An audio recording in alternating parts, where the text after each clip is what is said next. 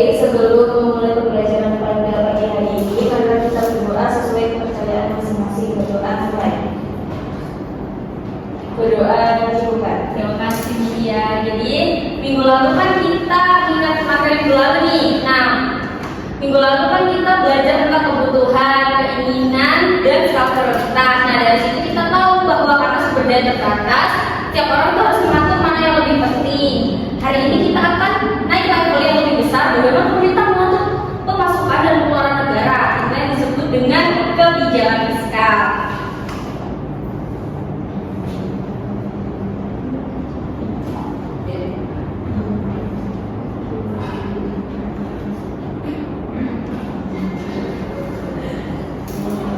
Nah, dari tujuan pembelajaran hari ini itu adalah menjelaskan pengertian dan tujuan kebijakan fiskal dan membedakan kebijakan fiskal kontraktif dan kontraktif.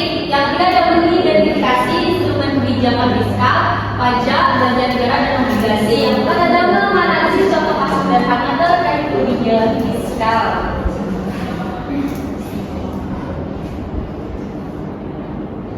Kita lanjut ke materi pengertian kebijakan fiskal. Jadi pengertian kebijakan fiskal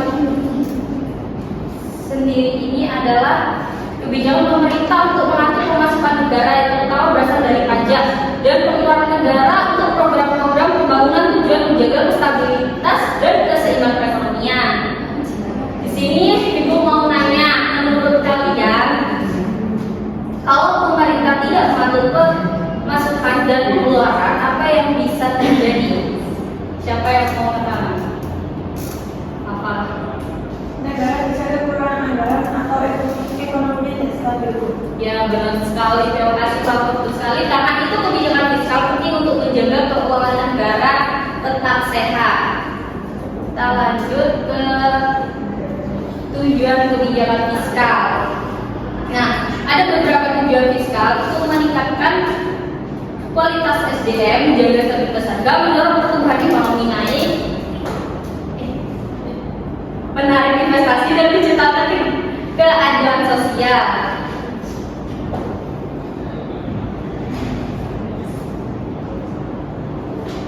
Selanjutnya ada jenis-jenis kebijakan fiskal. Nah, jenis-jenis kebijakan fiskal sendiri ini ada dua. Yang pertama ada kebijakan fiskal ekspansif dan kebijakan fiskal kontraktif.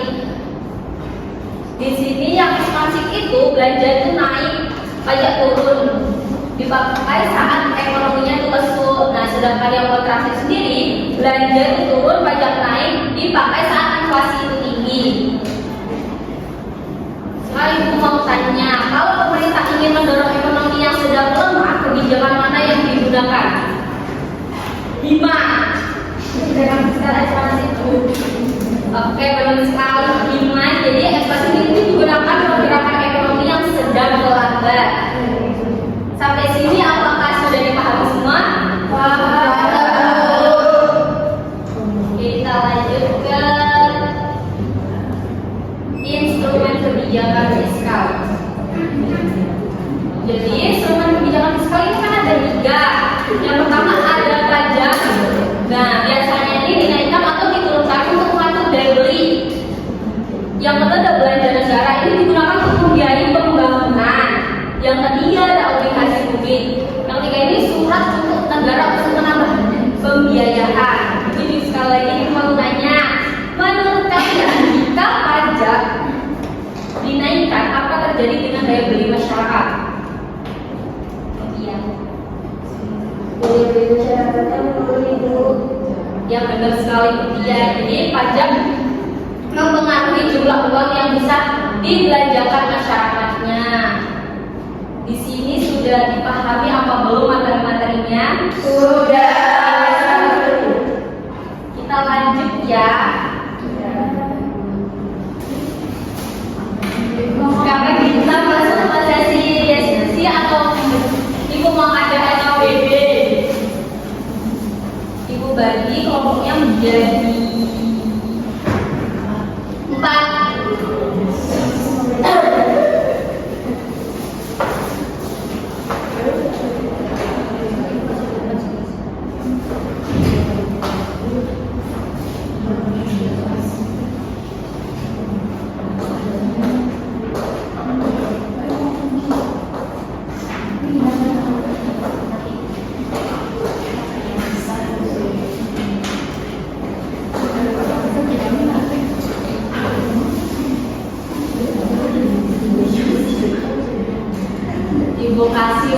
dirinya 10 menit untuk mengerjakan LKP dirinya.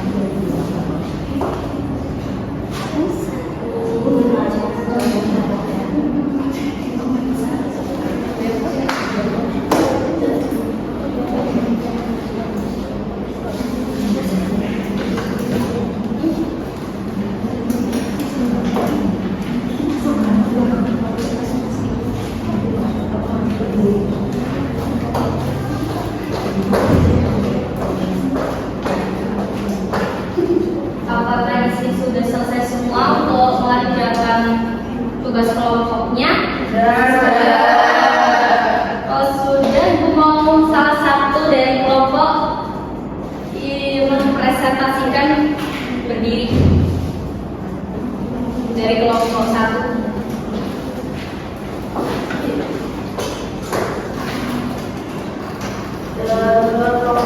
Diri, Mbak. Menurut kelompok kami pada kasus 1 yaitu kasus ekspansi saat pandemi, kebijakan fiskal ekspansif saat pandemi itu sudah cukup efektif membantu mempertahankan perekonomian, peningkatan belanja negara melalui bansos, kesehatan, dan program pemulihan ekonomi, menahan penurunan daya beli masyarakat, penurunan pajak dan insentif PPh juga membantu pelaku usaha tetap bertahan. Indikator keberhasilannya dapat dilihat dari menurunnya angka kemiskinan ekstrim, UMKM yang tetap beroperasi, serta pertumbuhan ekonomi yang kembali naik pada tahun 2021. Walaupun defisit membesar, kebijakan ini dapat dianggap tepat karena menjaga kondisi ekonomi lebih parah. Terima kasih sudah berani ke kelompok 1 selanjutnya.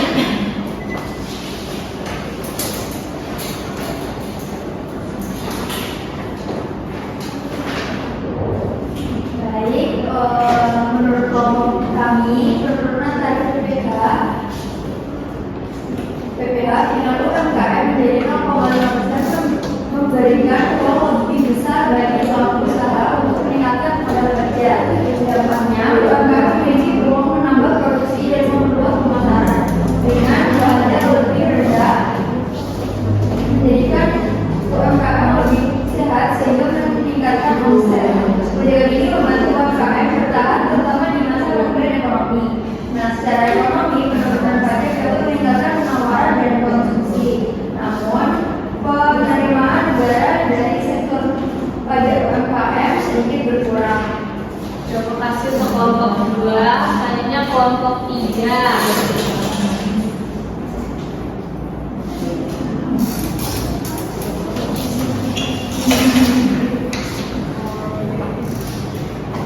Resiko yang mungkin timbul dari kebijakan fiskal ini yaitu pengurangan dari negara dan menurunkan tekanan permintaan perekonomian hingga membantu menjaga inflasi. Ketika pemerintah menunda prioritas pengembangan kesimpulan, berada menjadi lebih rendah lagi. Menahan konsumsi yang dalam bagi itu saja, namun ada risiko seperti melambatnya pembangunan infrastruktur, meningkatnya pengembangan sektor konstruksi, dan setidaknya pelayanan publik. Kebijakan ini akan fokus kondisi overheating, tapi harus dilakukan secara adaptasi dengan pertumbuhan ekonomi dalam daerah. Ya, terima kasih untuk kelompok 3. Saya kelompok 4.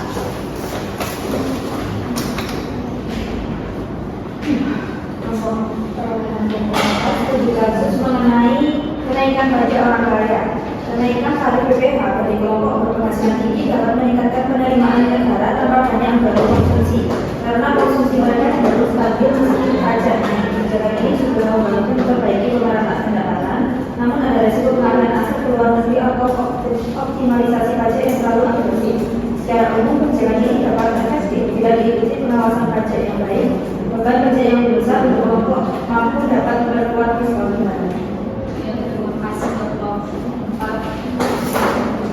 Karena sudah selesai semuanya, KBG-nya mohon dikumpulkan ke depan.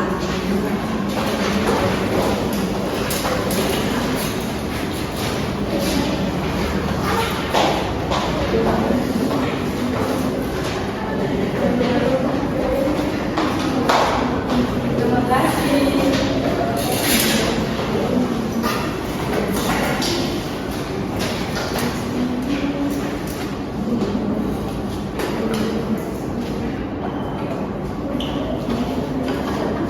Selanjutnya kita akan melihat kuis singkat untuk mengecek kepahaman kalian di sini.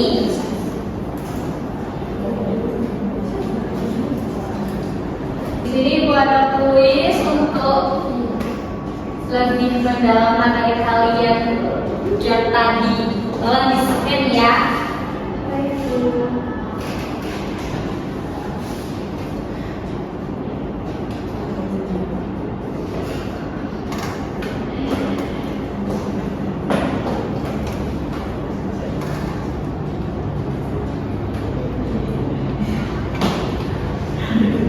Apakah sudah semua? Sudah. Gue mulai ya. Ya, Bu. Bismillah dulu. Bismillah.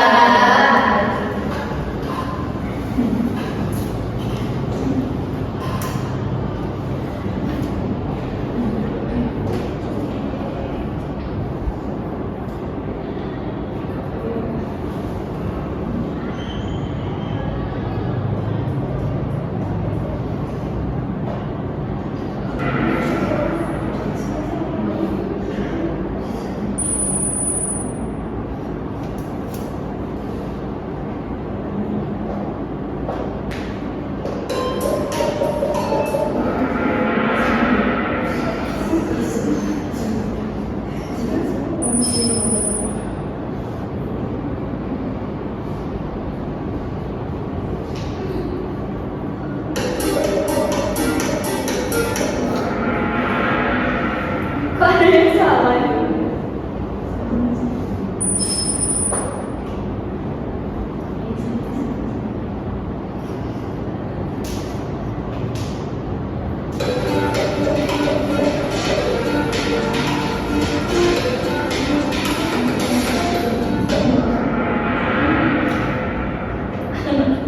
Dia salah.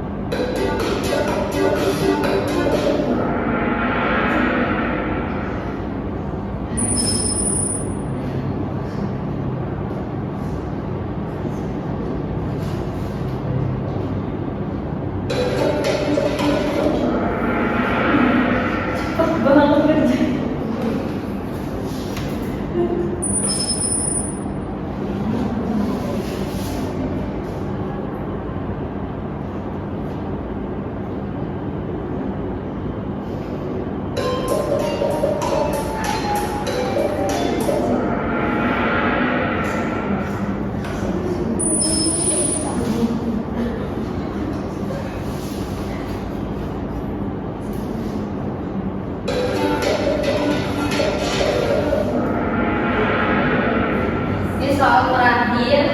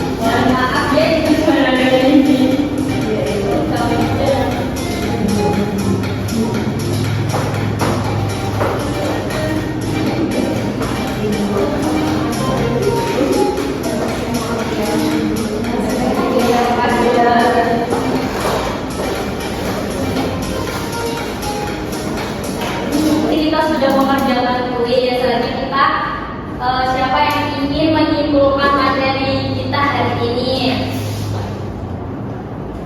Novi. Oke, jadi kebijakan fiskal itu adalah cara pemerintah untuk mengatur pemasukan dari pajak dan pengeluaran negara untuk menjaga ekonomi tetap stabil. Nah, kebijakan fiskal sendiri itu ada dua, yaitu kebijakan fiskal instansi dan non-aktif. Serta terdapat tiga instrumen utama, yaitu pajak, belanja negara, dan obligasi publik. Benar sekali. Jadi kesimpulan dia itu adalah cara pemerintah mengatur pemasukan pajak dan pengeluaran negara. Kedua dan tujuan itu menjaga stabilitas ekonomi, untuk mengurangi pengangguran dan meningkatkan kesejahteraan masyarakat. Yang ketiga, terdapat dari jenis ekspansi belanja naik, pajak turun, dan non-aktif itu belanjanya turun dan pajaknya naik. Dan ada instrumen meliputi pajak pajak pemerintah dan obligasi publik. Terima kasih Mbak Novi untuk kesimpulannya. Dari pembelajaran hari ini, gimana perasaan kalian? Minggu depan mau dikasih kuis seperti ini lagi atau kayak gimana? Oke, kalau begitu sebelum menutup pembelajaran hari ini, marilah kita berdoa untuk Baik, sebelum mengakhiri pembelajaran, marilah kita berdoa sesuai kepercayaan masing-masing. Berdoa yang mulai. Berdoa cukupkan. terima kasih Mutia. Untuk menutup pembelajaran hari ini, minggu depan kita akan belajar tentang kebijakan moneter, yaitu diatur oleh Bank Indonesia dan berkaitan dengan uang beredar beserta suku bunganya. Nah, hari ini kita akan materi hari ini sangat membantu untuk memahami materi tersebut. Oke, jadi minggu depan kalian siapkan tentang belajar kebijakan moneter ya. Baik, Bu. Oke, Ibu akhiri. Mohon maaf atas kekurangannya Ibu. Assalamualaikum warahmatullahi wabarakatuh.